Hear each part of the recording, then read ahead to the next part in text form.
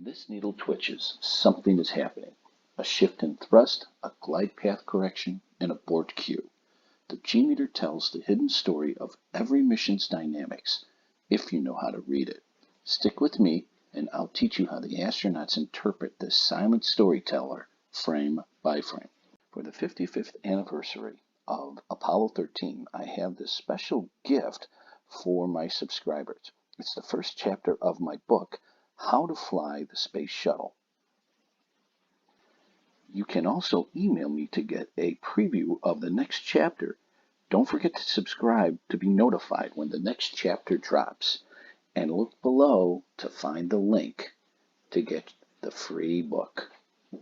In this issue of Spacecraft Guide, we're going to continue with us teaching you how to fly the space shuttle.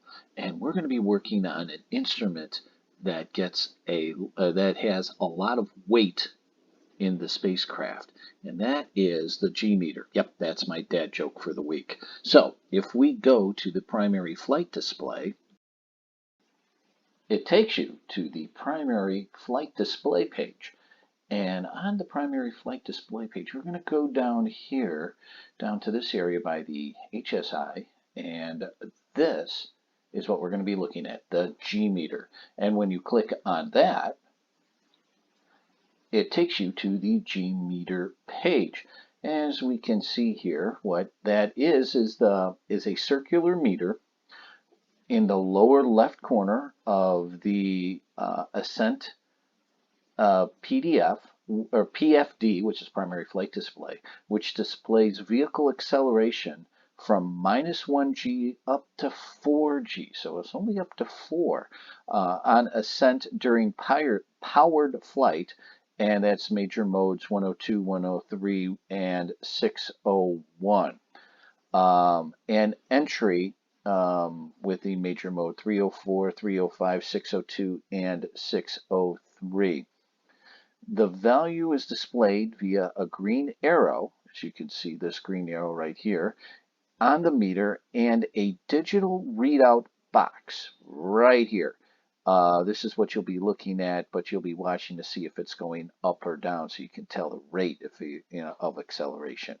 In powered flight, the meter reflects the IMU inertial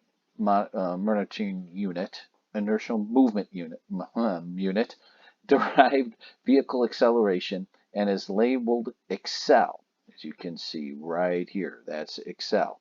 During glided flight, the meter displays the selected accelerometer assemblies clockwise, and normal acceleration, NZ value, is labeled NZ. And what is that Z for? Normal Z? That's the Z axis, so up and down. A magenta target line on the target NZ line is provided. We don't have that. During 602, showing the target NZ value calculated by the RTLS and contingency aborts in glided flight. So there'll be a magenta line here. It's like, okay, this is the kind of G's we want to obtain. And what that's talking about is, what is our acceleration? If we're pulling too many G's, we might be having too much force on the plane or on the spacecraft, and slowing us down too much. If we have less G's, and maybe we're floating past it. So that's what the G-meter is looking for. So that is what we have here today. Now we're going to go into the schematics. Now this is for our Patreon subscribing, even the free subscribers. So if you are a free subscriber or paying subscriber, thank you very much for being a paid subscriber, and you click on schematic,